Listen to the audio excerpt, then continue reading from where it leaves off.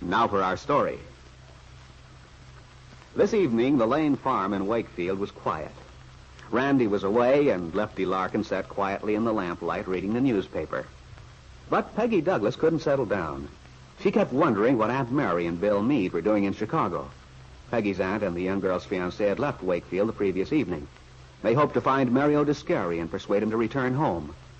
Mario's wife had recovered from the injuries which resulted from their jealous quarrel, a misunderstanding which was based on false gossip. Carla was at home again, although Mario had sent a letter deeding their farmhouse to his sister.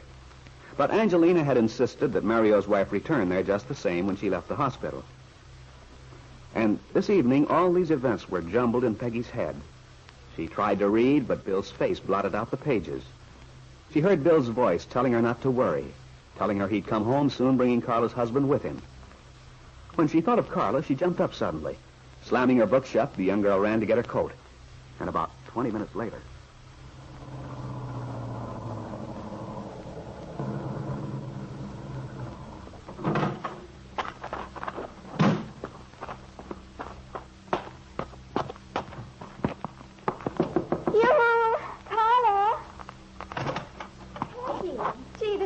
Well, come on in. Oh, I guess I should have telephoned instead of just popping in.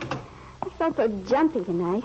Couldn't stand being at home another minute. Oh, I'm glad. I felt jumpy, too. I tried to read, but the words all looked the same. They didn't mean anything. That's what happened to me. Finally, I decided the best thing was to get busy and do something. So I took everything out of the kitchen cupboards and washed all the shelves and put in fresh shelf paper. Then I rearranged all the dishes. Oh, goodness, you were ambitious. I just finished a few minutes ago. That's why I'm so glad you came over. I'm not a bit sleepy, so I was starting to look around for something else to do. You would have had a hard time, I should think. The house is absolutely sparkling as it is. Well, things got so dusty while I was in the hospital. And besides, I want things to look beautiful when Mario comes home. Oh, Carl, if he only does. Why, Peggy, you sound as if you're not sure he will. Oh, I don't know. Tonight, I'm just not sure of anything. Oh, you mustn't be discouraged, Peggy, dear. If I'm not, you shouldn't be.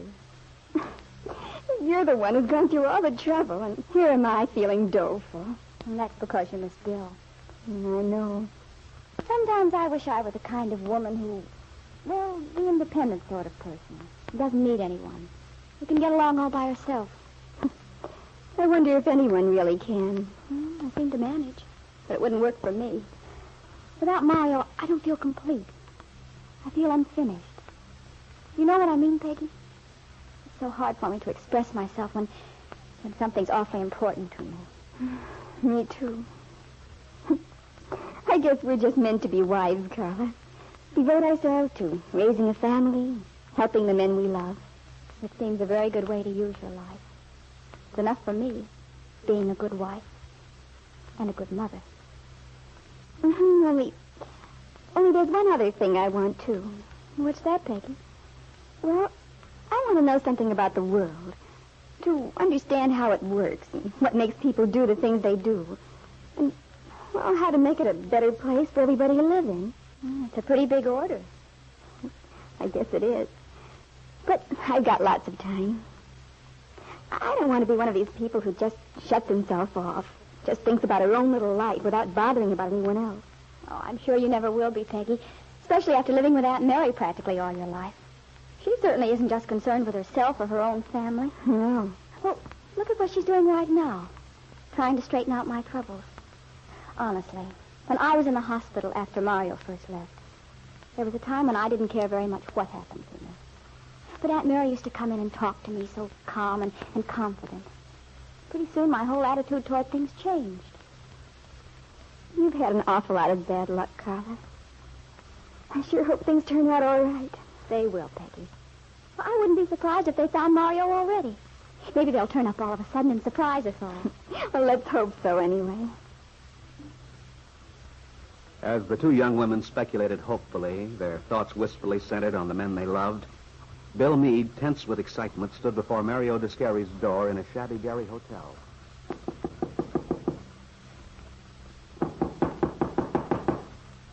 Who's there? Why don't you answer? Say, what's the big idea? Hello, Mario. No wonder you didn't answer. If I'd known it was you, Bill Meade, Mario, we've got to have a talk. Well, where are the cops? There's no cops. I'm alone. What about Carla? She's at home, Mario. Back at your farm waiting for you. You mean she's not dead? She's all right? Sure. Then why are they after me? I thought something must have gone wrong with her. No, Mario, nothing's wrong. Not with Carla, anyway. Except she wants you back. She's all right. Mario, we can't talk things out this way. Let me come in, will you? It won't do any good to talk. Oh, come on, Mario. You're being silly. I ought to give you the beating of your life. I ought to Look, my friend, somebody's got to get you straightened out. You've caused enough damage. Wait a I'm going to minute. talk to you whether you like it or not. Now, close the door. So now you're giving me orders. Okay, I'll shut it myself. Now, you and I are going to settle a few items that have been bothering me a long time. You've got a nerve trailing me here. I don't want any part of you or anyone else in Wakefield. Why do you think I beat it? Because you were a fool. A crazy, unreasonable fool. I was a fool. Because I objected to you taking my wife away from me. Now, you listen to me, Mario. I've had enough of your darn fool refusal to listen to facts. You've butched up my life for plenty, and I'm not having any more of it. What do you mean? I've butched up your life. Reversed, hadn't you got the truth? Mario, you don't know what's been going on in Wakefield since you left. In the first place, you're lucky you didn't kill Carla. It wasn't your fault you didn't. I read in the papers. Sure, you read the Sentinel and found out she'd been taken to the hospital with a concussion. But you don't know how she felt about the whole thing. Why, for a while, that girl didn't have a desire to live. She just wanted to die. And if it hadn't been for Aunt Mary, I think she would have. Then the police would have been after you all right. As it is, Aunt Mary and I came up here to look for you. Aunt Mary? She's here? Yeah, she came with me. Look, you don't think Aunt Mary would lie to you, I hope. No. Not Aunt Mary. Well, then, you crazy screwball, why didn't you think of that before you caused all this trouble? Aunt Mary told you all that stuff about Carla and me was a bunch of lies. You should have believed her even if you didn't believe me. I just think you have Aunt Mary fooled, too. Listen, Mario, I like your wife a lot. She's one swell kid, but I'm in love with my own girl, with Peggy Douglas. If you had any eyes in your head, you could have told that just by watching us.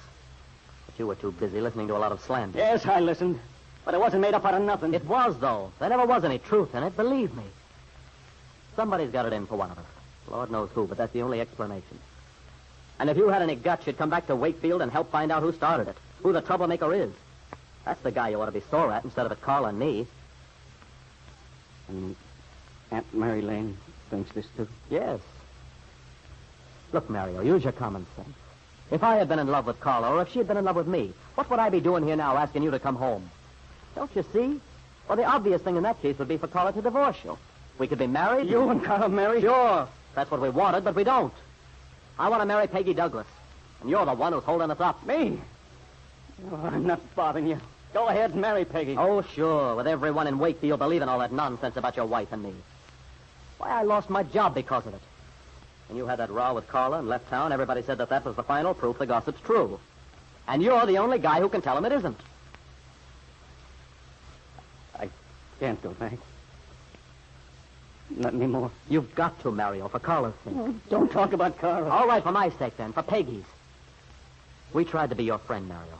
And look what being your friend has cost us. All of us. That was your first mistake, Bill.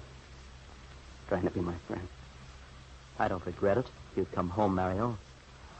I can't. Why not? It's too late, I tell you. You wouldn't understand. Look, I'm going to give you Del Shipley's address. We'll be there tomorrow morning, Aunt Mary and I. You'll change your mind when you think it over.